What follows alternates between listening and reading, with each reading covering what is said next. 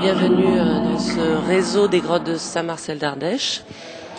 Alors la grotte a été découverte tout d'abord en 1836 par un chasseur du petit village des Guèzes dans le Gard. La réouverture à son public en 1988, puisqu'il faut savoir que les visites avaient commencé dès le milieu du 19e siècle.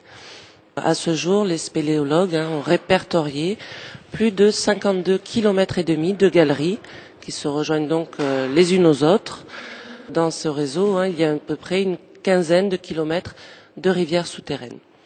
Alors la particularité de ces grottes, ce sont le volume des salles qui est assez impressionnant. On traverse le lit d'une rivière fossilisée de plusieurs millions d'années, la richesse de ses concrétions et également bien sûr la fameuse cascade des Gours qui est unique en Europe. Alors Gours signifiant donc bassin en provençal. Le nombre de visiteurs sur la saison oscille de 30 à 40 000 personnes, sachant que nous sommes ouverts donc du 15 mars au 15 novembre. La petite commune qui gère actuellement donc la commune de Saint-Marcel d'Ardèche emploie 6 à 8 saisonniers donc de juillet à août. La visite dure 1 heure environ avec cette année 2 nouveaux spectacles son lumière. La température est constante de 14 degrés toute l'année avec un taux d'humidité oscillant de 90% à 100% en automne.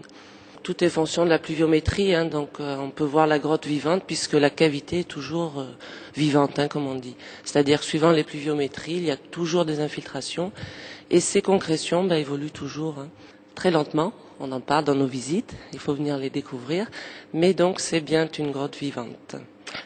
Nous essayons de limiter les visites à 60 personnes maximum. Donc ça engendre juillet-août quand même une dizaine de visites par jour, 10-12 visites par jour.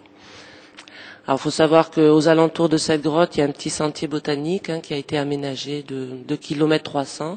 C'est un petit parcours en boucle dans la garrigue avec des panneaux explicatifs sur la faune et la flore de la région. On y croise également donc un menhir, un dolmen et une ancienne charbonnière, entre autres.